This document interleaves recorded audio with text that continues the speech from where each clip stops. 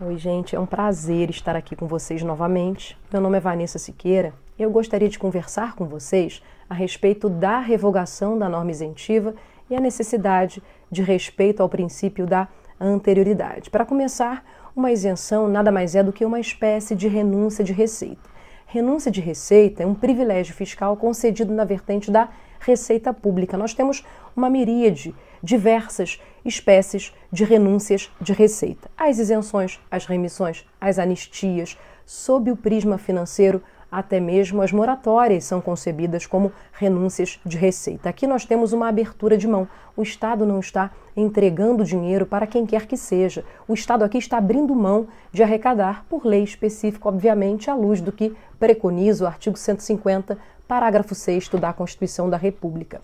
Pois bem, com relação à isenção, uma questão que se coloca importantíssima, de sorte aqui possamos enfrentar essa questão acerca da necessidade de se respeitar o princípio da anterioridade quando da revogação da norma isentiva, é a questão da natureza jurídica. Bom, a depender da corrente que porventura venhamos a encampar, responderemos sim ou não a essa pergunta. Bom, vamos lá. Com relação à natureza jurídica da isenção, nós temos duas correntes. Uma corrente mais antiga, contemporânea à elaboração do CTN.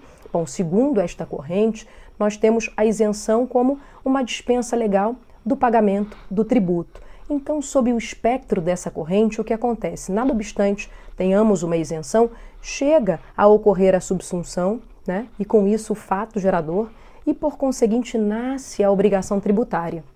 Agora, o professor Flávio Bauer Novelli, questionando essa corrente velha, essa corrente vetusta, ele veio colocando a seguinte questão. Ora, então quer dizer que estamos diante de uma obrigação que não obriga?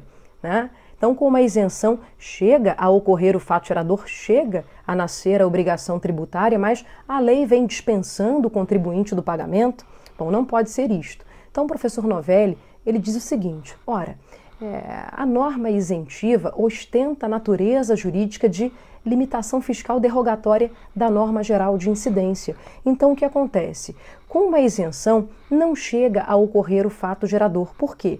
Porque a norma de isenção, ela revoga parte da norma geral de incidência, derroga a norma geral de incidência, diminui o seu campo de eficácia. Então percebam, considerando aqui a norma que institui o IPTU, que é um imposto subsumido à competência impositiva dos municípios. Nós temos a lei que institui o IPTU e ato contínuo sobrevém uma norma isentiva, isentando os aposentados, cumpridores de determinados requisitos, do pagamento do IPTU.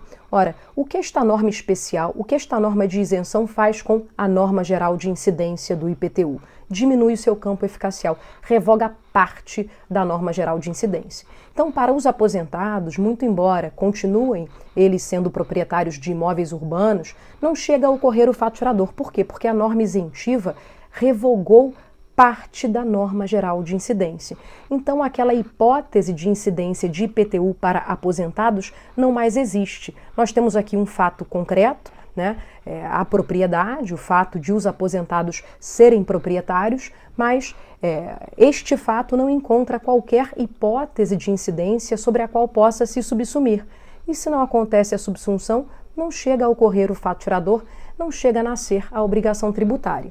Pois bem, para essa corrente, quando uma norma isentiva é revogada, o que acontece com a norma geral de incidência? O seu campo eficacial se expande novamente. Nós temos aqui, inegavelmente, um efeito repristinatório. Não é repristinação, porquanto a repristinação não é admitida no ordenamento jurídico brasileiro.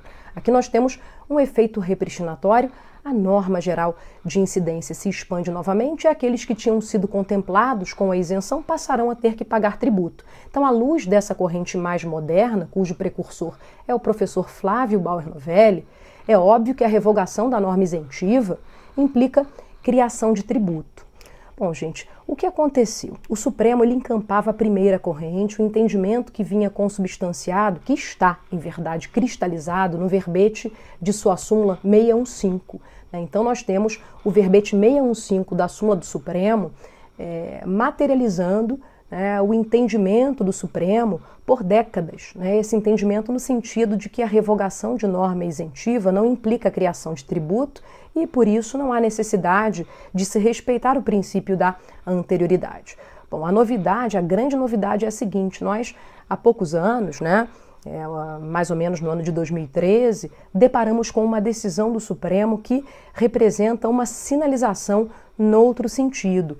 Eu peço que vocês anotem aí o RE 564225 e aqui, de fato, a primeira turma do Supremo passou a entender sob a relatoria do ministro Marco Aurélio, no sentido de que o ato de revisão ou revogação de uma norma isentiva há de ser concebida como um aumento indireto de tributo e, nesta qualidade, deve ser respeitado o princípio da anterioridade. Vejam, eu não enxergo essa decisão como um ponto fora da curva. Eu acho que está-se diante de uma sinalização, muito embora não seja uma decisão do Pleno, mas eu acho que está-se diante de uma sinalização importante no sentido de que o Supremo irá mudar de posição. Bom, gente, era isso que eu gostaria de ter explicitado a vocês, lembrando que essa pergunta só pode ser respondida se nós enfrentarmos a questão da natureza jurídica da isenção. Então, há necessidade de se respeitar o princípio da anterioridade quando da revogação da norma isentiva à luz da corrente majoritária em termos doutrinários.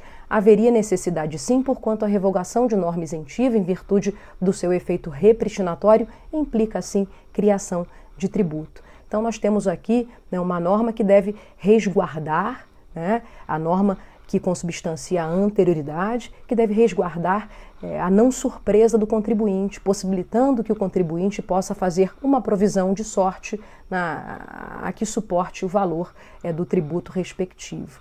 Bom, gente, é isso. Espero que a minha dica tenha sido útil para vocês. Um grande beijo e muito sucesso!